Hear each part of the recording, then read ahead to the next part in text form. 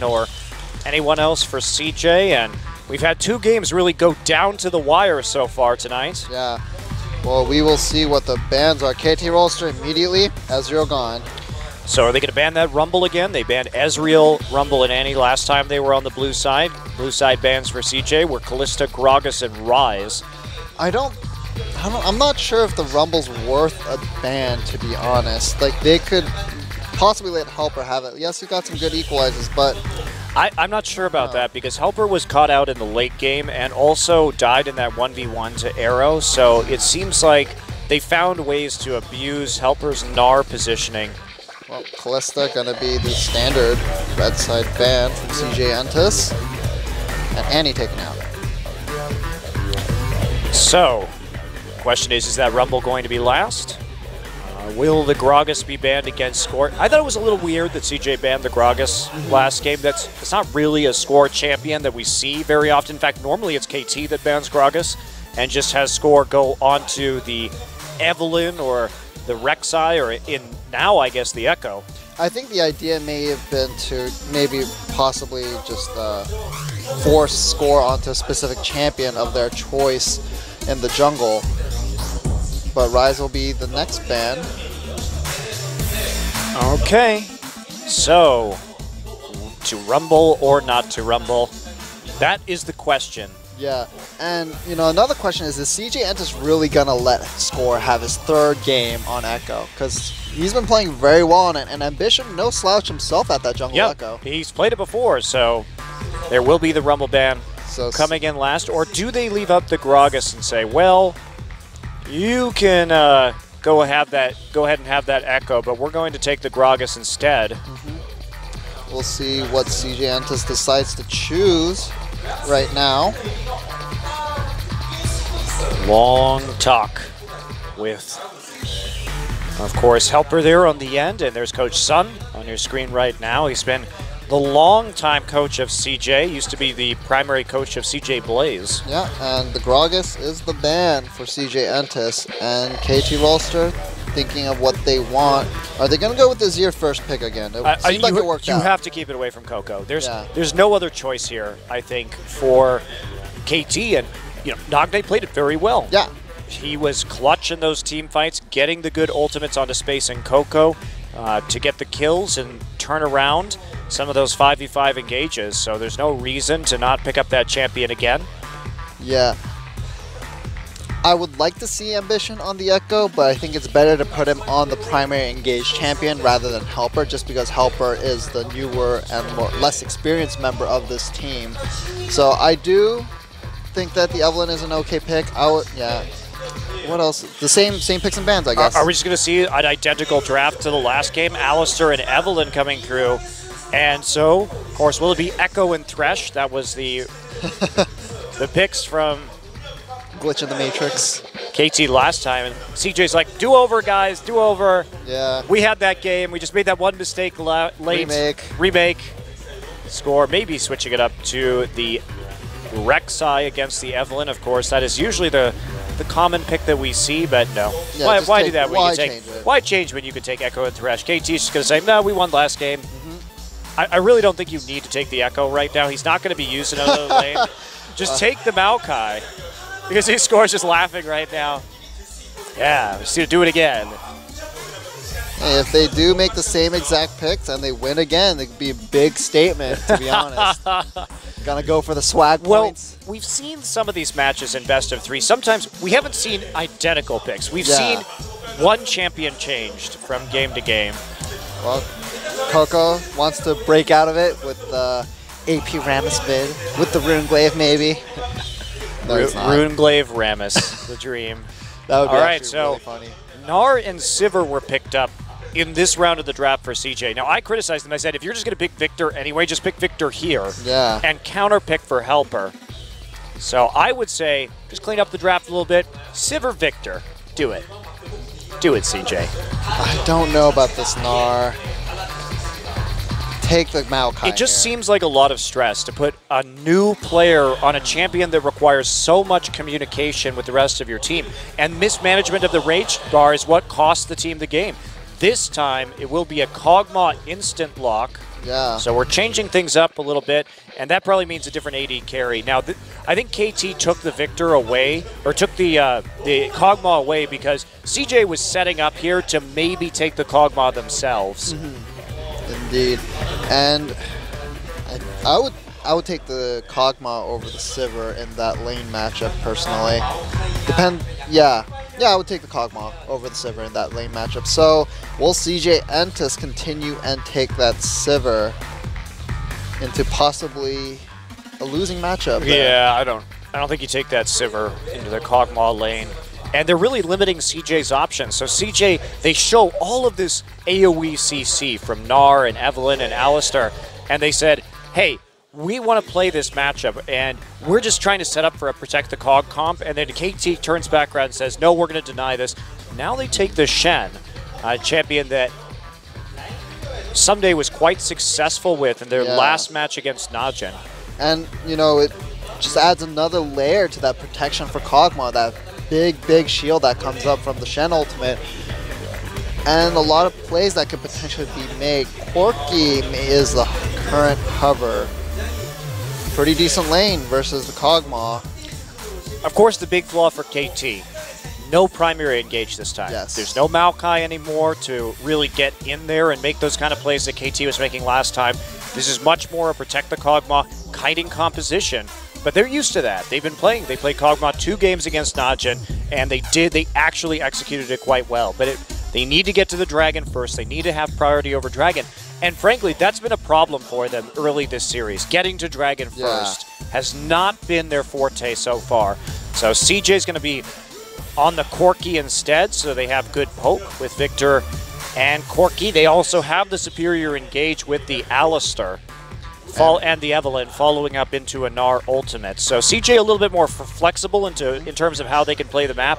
KT, if they can force a kiting situation, will be spectacular. So much zone control, so much CC, but they have to be moving backwards to really effectively use it, unless they're going to rely on something like a Thresh hook to start a pick. Or maybe even just the Azir, you know, doing the Shuriman Shuffle with the Shen coming in on top of it. That would be actually very good engage. And you know what? CJ's a team that knows how to do that. So they're not going to be surprised by this, because that has been CJ's trick this season, has been Azir Shen. Yeah. Using the all-in with the Azir ultimate and the Shen shield on top of him to set up a play, because conveniently, if you time it right, everyone ends up in a line at the end of the Azir ultimate, and they actually just sets you up for like a perfect taunt across 2 or 3 people. Yeah.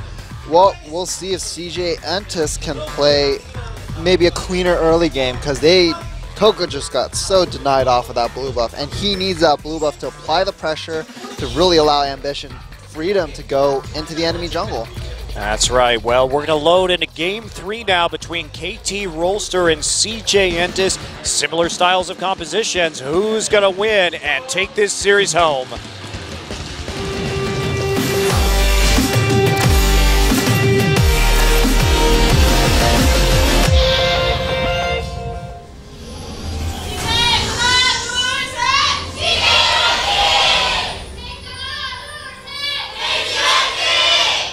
Alright, once again, big cheers from the fans, and 5-man stack for KT Rolster as they just look to establish deep wards, I think. Yeah, KT's really going to want the 2v2 with this Kog'Maw. KT just waiting, actually. They're trying to bait in the very unusual bait, but they think that CJ wants to get those deep wards to take that red buff. Meanwhile, CJ doing an invade on the enemy blue side of their own, getting in deep wards on this side. They're going to do it fairly well, and KT will know. Oh, they're going to see Mad Life right now. Yep. So they know where the wards are now. So the Brush Hide, not as effective as KT would have liked, and in fact, that's going to deny them from really getting any information at all. That is the risk to playing so passively or trying to set up a trap, is you just don't get good wards down. It was a good try, I think. Sure, and they have so much crowd control too. Even though there's an Alistar on the other team, I mean, multiple people getting flayed and then taunted would probably be a pretty bad situation there for CJ Entus. Yeah, and potentially a parallel convergence on top of that. That is very true. We have seen Echoes at level 1 pull off the parallel convergence. Especially if I have a stack like that, too. It's going to be big. Well, CJ Entus looks like will be a standard lane setup. Now they know what's coming. They should have seen Thresh and Kog'Maw on the wards walking to lane, but it's going to be too late, really, for CJ to respond unless they want to lose some experience and go around the long way and not have a freeze. So KT gets the lane matchup. They will be able to use the Kog'Maw range early on, but there's still, it's not the end of the world. There's still a lot of sustain with the Alistar, so yeah. And you have the Foss Bomb early to maybe get in a trade or two, but other than that, should be a nice lane for Arrow. Someday it's level 2, TP's into the bottom lane. Oh, sorry, I lied. That was Helper, and someday we'll mirror that. So, standard lanes. Oh boy, Barry. Oh boy, we get the mono-a-mono, the gentleman's duel. Gentleman's duel where you throw boomerangs and swords at each other. Yep. That doesn't sound very gentlemanly, Barry. Maybe... Gentlemen don't throw swords. What do they do, shoot pistols at each other? No, you could have a sword fight. You just don't throw your sword. Why would you intentionally disarm yourself? Well, maybe Gentlemen are trained better than that. Maybe your swords come back to you just like Shen's do. They don't come back. It just throws them and a new one appears. I have never seen a Shen sword come back. Maybe it just happens off screen when you're not looking. They're just all in a pile on the ground, and just when you look away, whoop, all the way back into a scabbard. Yeah, see, that's how many swords does Shen leave on the map while he's actually in this game? Just like, it's so dangerous. You can't be barefoot on Summoner's Rift when Shen's in the game. Well, thank God that they wear all these boots. You have to get the boots for Shen's sword protection more than anything else. Yep. Well, Score gets his blue buff. Is that your favorite part of the game? Score getting the blue buff. Well, he's been getting a lot of them this game. He certainly has been getting a lot of them this series. Well, Helper up a level, gets the stun. Doesn't want to get more damage on him. A little bit afraid of where Score might be. No information on where he is. Oh, mid lane, we see Azir with the CS lead once again, and we're going to look at some stats as well. 15 and 5 on Kog'Maw. It's always been a big pick for Arrow, but the really surprising one is Space's lackluster Corki. I think that's including the stats from CJ's big face, what was it? When they fell flat in Season 4. I think that it is an all-time record, so... I could look it up real quick, but I'm pretty sure that it's going to be accurate for his champion scores at the very least. Ambition wants to go. Score's only level 3. Parallel Convergence going to come in. He is going to get the phase dive just to zone, and no follow-up, really. Nagne gets his back taken care of by Score. Still a favorable trade for Coco, I think. Yep, definitely was. Score just going to start to harass Ambition. He hits level 4 right now. Space actually gets grabbed, and no follow-up on the trade, though. Madlife with a nice headbutt, but a good flay. Madlife taking a lot. Well, look good at the middle of that, and Score sees Ambition. Yeah, he does. He's going to get the drop on him, actually. Oh, the face check, and there's the hate spikes coming out. Some of those passive procs. Ambition actually taking a lot of damage here. Ambition has to flash. Score still has his flash available. How far does he want to push this? Well, yeah, the Scuttle Crab. Enough. So, yes, had the Scuttle Crab speed. Yeah. And now Peekaboo just going to chain the Coco together. Whoa. Lots of damage, and that's what Peekaboo does. He'll just wander out of lane, and Arrow can see us from pretty far away with that Bioarcane Barrage. So yeah, he is okay to be left in that top side. Losing in terms of CS, but they got 2 summoners out of Coco on that roam. Yeah, and that was such an odd time to be seeing very that Thresh. Weird. Well, you don't expect, you just were chasing, you're trying to help your ally get out of there, and you don't expect a Thresh just to show up in your lane, walk up to you, and hook and flay you. Yep, and, well, Madlife gets a good pulverize, and they just want to push this into the turret and possibly deny some CS. Yeah, there's a big wave right there, though, so Arrow should be able to get back within about 5 to 10. Good damage and delay onto Nagne. He could lose a wave to his turret, I think, if Coco decides to push hard. Score just going to wait there. Ambition wants to get some counter jungling done at the moment. He will be found out by Score, and neither player has Smite yet. They're going to have Smite at about the same time. Yeah, Ambition doesn't want to mess with this one. Score just wants to go farm under the turret and start to catch back up right there. Someday, you know, he doesn't have that wave clear early on, does have that problem getting harassed just a tad, but starts with the Doran's shield, and so he's going to at least have a little bit of sustain. And still up in CS as well. So Someday, I think, is in a good spot right now. The tower hadn't taken much chip damage either. Alright, well, Peekaboo moving around as he usually does. It gets seen, so we'll be pinged out. They have some good deep wards on the top side if they need to make sure they know where Peekaboo is, which is definitely an important facet of playing against a Peekaboo. Arrow really suffering in terms of CS, and this is the price. There is that price. Obviously, Arrow was never a great player when it came to farming, and when Peekaboo's with him and Peekaboo is wandering all over, Arrow has to necessarily be denied a little bit in that situation.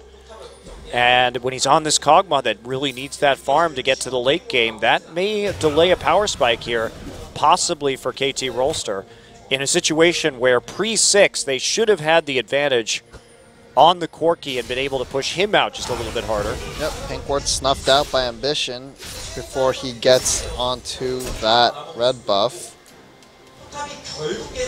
He's scared. Yeah, Nagne's moved up there.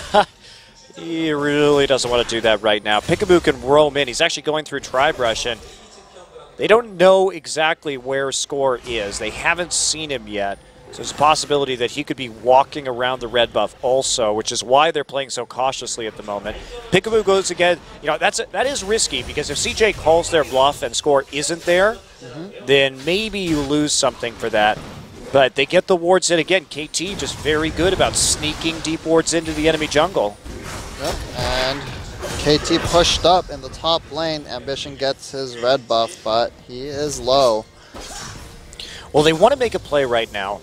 On this gen, they have one more global than CJ Entus does, so by prioritizing, using that Shen ultimate early and often, they can force a TP advantage and then make more plays and snowball from there. You really, when you have this Shen in the bottom lane, you really just want to go nuts on the enemy team, because you're going to have that ability to make plays on the opposite side of the map more than twice as frequently as your enemy top laner. Yeah. I feel like this might be an okay game to get maybe Frozen Mallet on the Gnar just to really keep that Shen under control. That's a very good point. But I don't think this probably isn't going to be one of those Frozen Mallet Black Cleaver games. Probably not. That is true. But I think Frozen Mallet probably a very, very good buy against this KT team. But yeah, while Helper has Shen bullied in that bottom lane, it's still even in CS. It really depends on how much damage he's getting on this turret to see if it's really worth it. Right, and it's hard to make a play yet because neither of our top laners or our AD carries is actually recalled at all. Yep. So there's such a small amount of damage coming out that there's not really a great way to make that gank work. But this actually does end up in CJ's favor, because the longer they can prevent Shen from getting items, the less dangerous he is going to be, and the more reluctant he will be to make cross-map plays. Well, Helper just really needs to try to chunk out Someday so he can't TP or ult away, which he's trying to do right now. But Someday using his W very well to prevent as much damage as possible. Indeed. No more roams from Peekaboo for the instant. For the moment, even though they have a lot of wards. So KT trying to play around this top side right now and get themselves back in the race when it comes to the CC. It's been a really long time without these recalls. We're well behind in itemization between what we would see in this game compared to a normal one. Yep, and well, Ambition and top side possibly looking for a play. They don't know exactly where Score is. No, they have to be so cautious here. The junglers are really the only people with items. This is the taunt, actually. Helper gonna have a chance to hop out of this one. Parallel Convergence not going to land. He is slowed up by the Time Winder. Where's the next taunt? There's a flash coming in. Two flashes for the first blood onto Score, and Ambition just nowhere close to answering that gank on another lane. So a few summoner spells burned right there, but someday we'll be happy to recall, and maybe they can do something else. Peekaboo goes back, and you can see CJ just wants to get out of there as fast as possible right now before there's an answering gank onto them in the top side, because Peekaboo decides to flash Flay while he has a Shen ult on top of him. It could be very bad for Corki and Alistar. Coco gonna run to Score. Pelican Bird just goes down. Doesn't get the stun. There's the Shen ult. They want to get onto Coco. Nogne's going to follow up. Nogne over the wall. Coco actually going to dodge the Azir ultimate. Now Score getting low. Summoner heal going to save him from Nogne. But Nogne gets a kill onto Ambition on the follow-up. Someday will escape. Mad Life there, just a little bit too late, and there's not anything else he can do right now. So Coco gets away, but it comes at a pretty dear price of Ambition going down. Well, CJ once again starting on the back foot in terms of, just pressure, it seems like. But no objectives have been taken, so game's still fairly even. Arrow starting with Blade of the Ruined King this game instead of going for the Trinity Force. Maybe they're trying to set him up for a 1v1 versus the enemy top laner? Not sure. I think they actually just want to sustain against the Corki poke. That would be my guess. Wouldn't just here. a Vamp Scepter be enough then? Well, yeah, I would think so, but it would also delay the completion of the Trinity Force. There's also the possibility that they want to team fight with him earlier, and because Gnar is stacking MR and HP right now, the Blade of the Ruined King is going to be incredibly efficient against Gnar. We'll see. Without any armor. We'll see if it pays off soon, but one can only think that the Triforce is probably the next item that will be built by Arrow. Yeah, certainly. I would assume that was going to be the case. Peekaboo playing aggressively while he has a pink in his try and a Score in the brush as well. Oh, Peekaboo moving up. Flay, hook, not going to hit space. I think Mad Life has started to try to figure out how Peekaboo tends to use his hook after he plays. Well, he definitely wanted to hook space right there, not Mad Life. You don't hook Mad Life because Mad Life will just pop his ult and walk away. Right. So going on to space, the more valuable target. So looks like KT starting to threaten the dragon. Trying to turn the control wars over on their side. And yeah, well, we'll see in the top lane. The Helper has Someday pushing it under his turret. He hasn't been getting a lot of chip damage is the thing. He's just really afraid of the Shen taunting him under turret. I mean, it's a legitimate threat, and he is playing respectfully, perhaps too respectfully, as KT zeroes in on the blue buff. And now Shen has that Sunfire cape, so he's going to be able to match that push to a certain degree. Score just going to smite away. Yeah, and the Sunfire cape is absolutely that huge item on Shen. You do not have wave pressure before you pick that item up. You have to get it first. If you're delayed and you have to build MR in a top lane matchup, you can run into a lot of problems. But in this particular instance, he's able just to get it because, of course, he's going to build the armor naturally against the Gnar, so now he actually has a way to respond in the end. Well, not much happening so far. Nope, just blue buffs being taken by KT. And, this is great for KT. This is how you beat CJ. You shut down Coco. Coco is the big threat. And if you can eliminate him, there's not a lot of help that CJ is going to get. They don't have a big top lane carry these days, even though Helper has been performing pretty well, especially in Game 1 of this series. Yeah, but now that Rumble's banned and he's on this Gnar, he hasn't been looking as amazing on it. Coco opts not to recall once it's been delayed.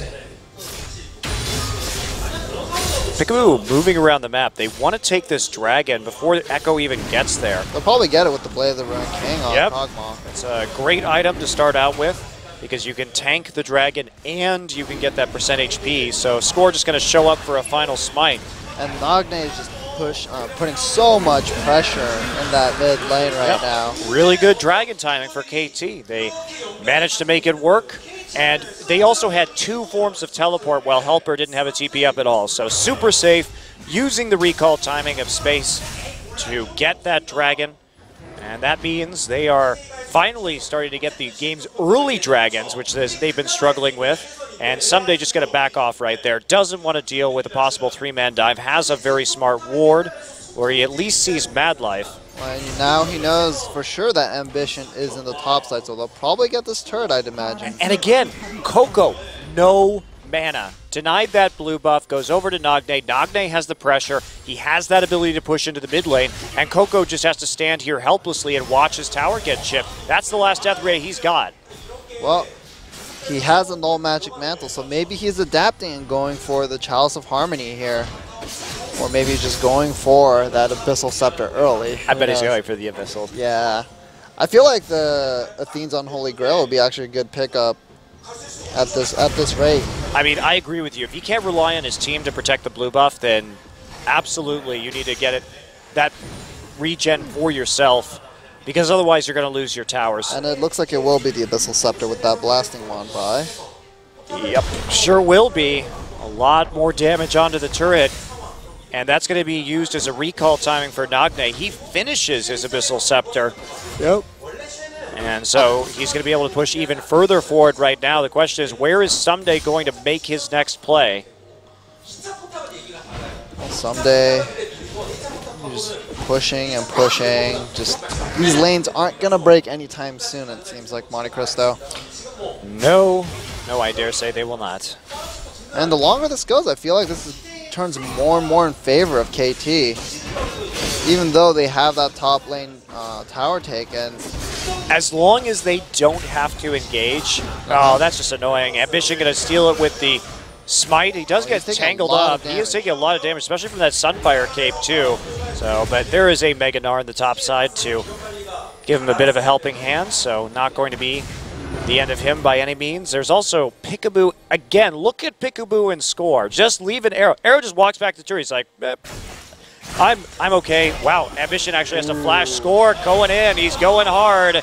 And there he goes. Goodbye. As Score and Peekaboo flash for a kill. And this is what KT does. They play very weird in your own jungle. This is what Peekaboo has always done. And they give up a bottom tier 1 for it, though. And that's the question is, are these kills onto Ambition worth it? Because what KT kind of trades dragons and towers for early are buffs and jungle control. Well, and not even in this case. Peekaboo's coming back around. He's going to be there with the Shen ultimate on him. Mad Life immediately uses the Unbreakable Will, but Someday's already there, and Helper is just not in a position. And there's a hook. Good hook. Beautiful. Arrow has a chance to come over. If he needs to, he will. And there is Mad Life. Dead. He resigned himself to his fate. Oh, wow. Coco just gets found on the outside. There's the Chaos Storm. Ambition is there. Score is coming up from behind. Ambition not going to be able to actually kill Nagne, though, with Score and Someday to back him up. Well, Nagne saw that he had the item advantage and went for the fight, but just Score wasn't there quickly enough to really add that extra damage. And yeah, KT off to a good start. 4-0 up 1,000 gold, so, and a dragon. But it's only that 1,000 gold. Yeah. It's only that 1,000 gold. They have the dragon, that's great. But KT, it's interesting because what we've seen from them against Najin and against CJ so far is that they really prefer to trade some early objectives. They'll give up a dragon, they'll give up a turret if it means they can get a buff and a kill and some deep wards in.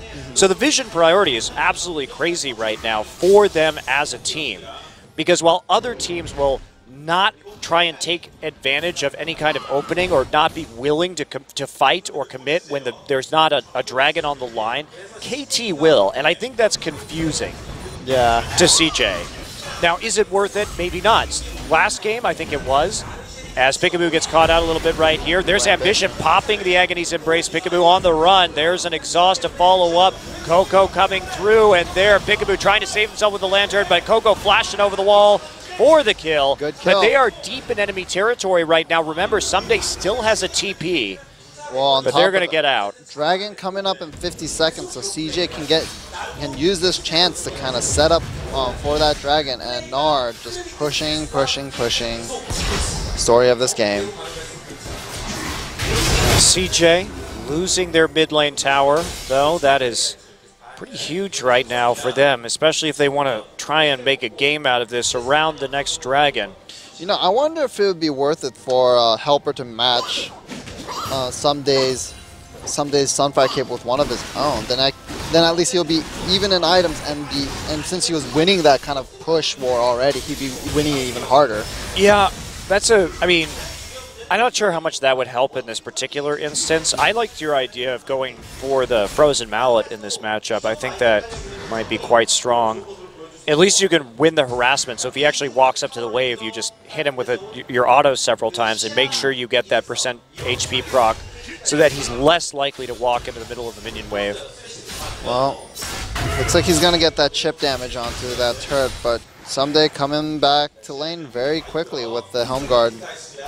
And a lot of armor on something. Like Space also ahead. He's got the finished Trinity Force. Arrow does not, but CJ's just nowhere near this dragon. They have the Scuttle Crab, but they're not going to fight it. Yeah, I feel like they just wanted to give that up, maybe farm up a little bit more, maybe catch up Coco a little bit. Well, as long as KT gets that dragon first and they get in position in the river, CJ should be very reluctant to try and fight them, because that Shen ult is going to do a huge amount of work if they can use it defensively instead of offensively. It's so much easier to use that ability while the enemy's engaging into you than to try and time it with one of your allies engages. Oh, someday. With the, oh dear. The sexy sword throw and then the nice little dodge at the end. The taunt. Well, pressure starting to turn against CJ. And Nagne starting to roam down. Looks like KT may want to go for a dive on this turret, or at least a big play in the bottom lane, but Nagne seems a little indecisive. No, I'm not sure they want to do this quite yet. They could try for a 5-man dive. They may just try and zone them off the tower. That's what they're going to do. They have the Sheen. Going to fake it out with the Lantern, see how much damage they can get, but Bad Life really not going to fall for that. Okay, the tower survives for now. They see Nagne moving back into the mid lane. Is this an opportunity for Ambition in the bottom lane? They know Score's still there. Yeah, they do. It was a good play from Mad Life, though. He didn't take the bait. They had Victor there, so he felt comfortable trying to defend the turret. That's going to keep it alive for a while longer. Yep. Pretty important in a very close contest, but CJ is slowly getting more and more of a CS advantage, and that's translating now into the fact that they have overtaken KT Rolster in terms of the gold lead in this game. Well, we'll see if there is a fight that breaks out anytime soon, but it's just farming for both teams. Well, Arrow really needs that Trinity Force. He has to be able to match Space's power spike if he wants to be successful in some of these team fights. He'll get it on his way back right now. Does he get the boots? Yes, he does. So running himself out of gold. He's 1,000 gold behind thanks to the extra turret and the fact that Space has managed to get a 40 or 30 rather CS advantage. Yep. And Coco is going to take the Scuttle Crab, as well as, yeah, just Ambition going to recall. So KT, they have these two early dragons. They are going to be perfectly fine with that. They have the better late game scaling, so the fact that they don't really have to commit to dragon fights for a while will suit them just fine. So if you're CJ, what do you want to do now? Do you want to go for some crazy dives? But the problem is that Shen is up, and Shen is getting very tanky. Helper going to try and fight this one. There's a Gnar ultimate, but it's not going to get a stun. Box already dropped to stop them from doing this. There we go. Taunt coming through. Is there more damage? Parallel convergence over the wall. It is not going to hit the Corki in the end, but that's going to be a lot of disengage. Someday misses his taunt on the return. Now here they're all grouped up. Big Chaos Storm. There's a Shen ultimate to save Pick a Boost. Shen just going to taunt over. He's still in the storm.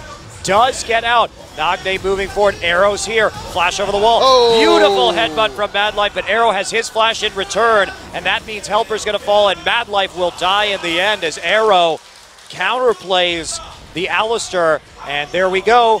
There's a TP. Someday already back in, using his one global, but he's still going to go for this. They want to clear out those vision wards in the pit, and they want to figure out if this Ambition Evelyn is still on the flank, which she is. They have to do this quickly. Helper still has TP. Yep.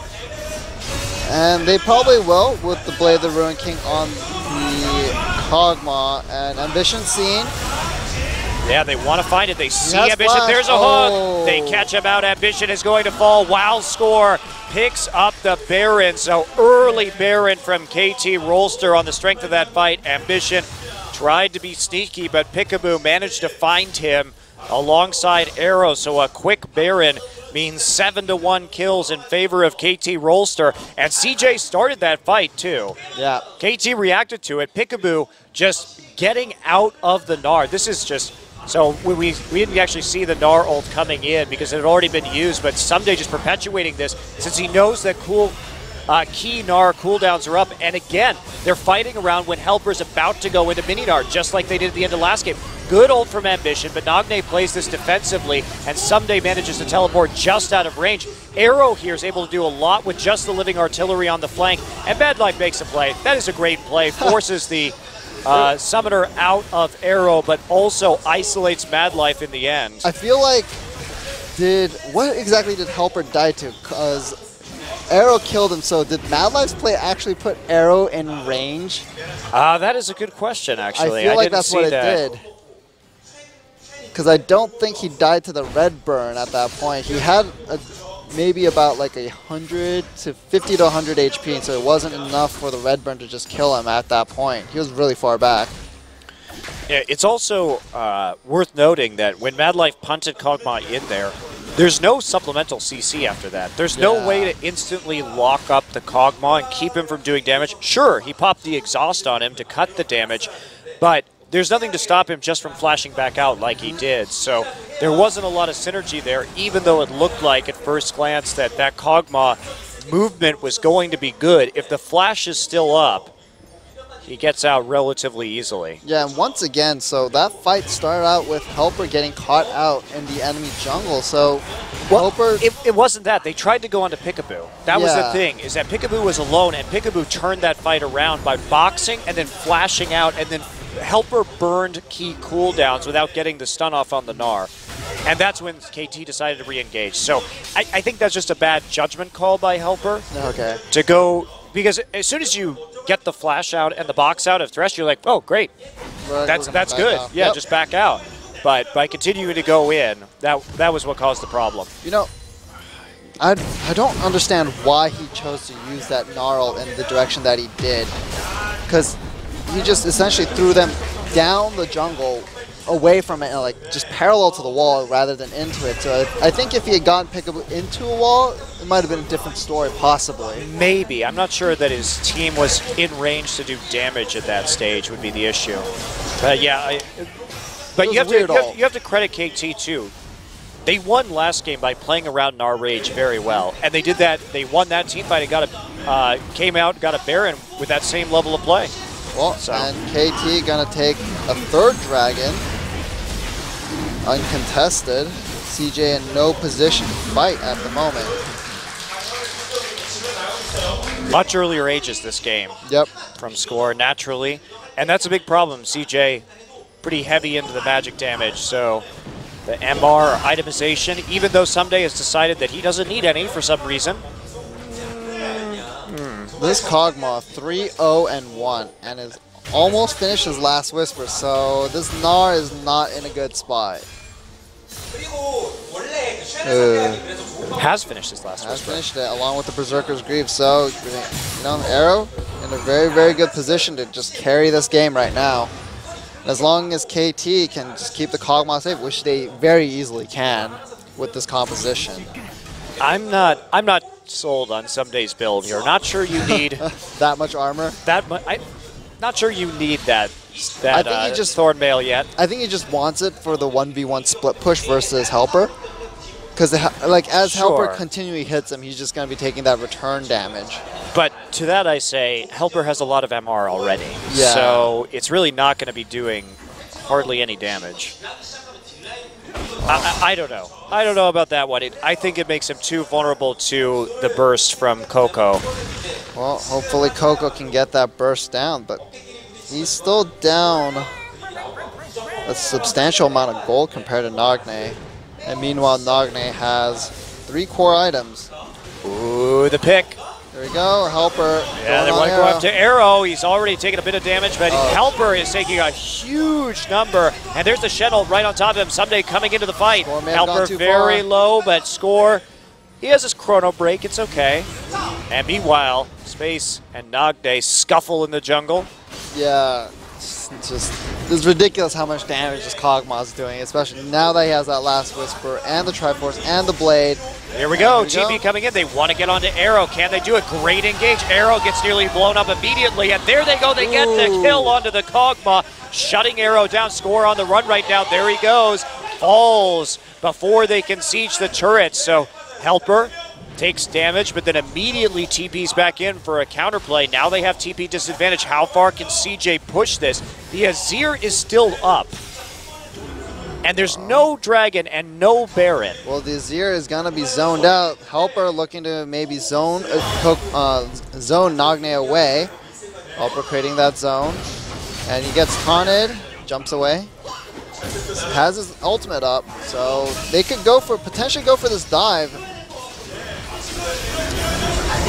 They want to take this. They have to take this right now. Ambition, take some damage. Yep, just give up the turret. That's what the KT, they did what they could on the defense. The most important thing is being alive when the Baron spawns. So if all CJ gets out of that is 2 kills off the pick, but they have no TP now. Yeah. So the question remains, how is CJ actually going to contest this Baron when they have no mid-turrets and KT still has 2? If KT can just go ahead and siege down this tier 1 in the top side and then take control of the Baron pit without the TP, it's going to be really hard. Coco's still down in bottom. Yep, and Someday moving down towards that bottom lane. That wave is pushed up fairly heavily towards the side of CJ. So Someday, both globals are up, his ultimate and his teleport. Well, this should in theory be a very easy Baron take for KT as long as they can get priority over the vision, or Shen is just going to split push rapidly into the inhib turret. So easy times now, and while they did get the kills, that's why you can't use TP like that, especially against a Shen who has twice as many globals as you, because otherwise you find yourself in this situation, and it simply is not worth it. Well, Shen pushing up. CJ can't afford to send anyone right now towards him because, just like you mentioned, but Mad Life gets caught. All right, is Shen going to ult, though, is the question. Shen just staying firm. He's not going to do anything. They tried to hard engage it, but they didn't get it. I mean, it's either the inhibitor or the Baron. That's CJ's choice right now. That is the kind of grave they dug for themselves. This is flashbacks to Season 3, Monte Cristo. Space going to have to go down and deal with this, but Someday is going to just wait for the next wave. KT has to play this very patiently. Baron is activated. They can take this very quickly. They can. Of course, the Kog'Maw and the Azir are there. Score going to get the Shen ult onto him, so they're just going to commit to this immediately. A little bit dangerous for KT. They could get this stolen. But they're not going to. Nara's not there. There it goes. Yep, CJ gives up that Baron. And that is the problem with making teleport plays like the one we saw CJ making, is that you're forced into a really, really rough situation. And it looks so promising for CJ after they made that, but as you said, just with the Baron coming up that quickly and now the Dragon up in 30 seconds, will CJ Entus be able to possibly take this, or will they be able to take a fight here? Shen ultimate is down, so that is one big cooldown down for KT Rolster. Doesn't matter, still has teleport. Right, but like I'm thinking more. I'm thinking more in terms of the shield of that Shen ult, because it could definitely stop a pick from occurring. And that's what CJ Entus needs. They need a good pick. So KT lining up for Dragon number 4. Scuttle Crab steal, that's nice for Ambition.